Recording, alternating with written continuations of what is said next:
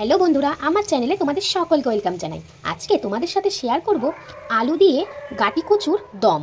সবাই এই ভিডিওটা পুরো দেখতে থাকো, তবে এটা একটা পুরো নিরামিষ তরকারি।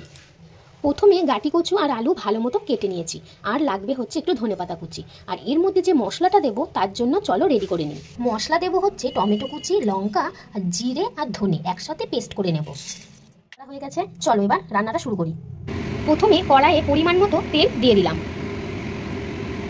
এরপর সম্বারে দিয়ে দেবো জিরে, তেজপাতা আর শুকনো লঙ্কা। পর আলু আর গাটিটা তেলের মধ্যে ছেড়ে দেবো। এরপর পরিমাণ মতো লবণ দিয়ে দিলাম, তারপর হলুদ গুঁড়ো দিয়ে দিলাম। এবার ভালো করে নেড়ে চেড়ে ভালো মতো ভাজা ভাজা করে নিতে হবে। ভালো মতো ভাজা ভাজা হয়ে গেছে, এবার পেস্ট করা মশলাটা দিয়ে দেবো।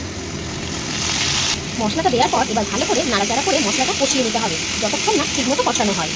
চলো কষানো পর্যন্ত অপেক্ষা করি। এসেছে, এবার পরিমাণ মতো জল দিয়ে দিতে হবে। এসেছে, এবার ঢেকে দেবো যাতে আলু আর কচুটা সিদ্ধ হয়ে যায়।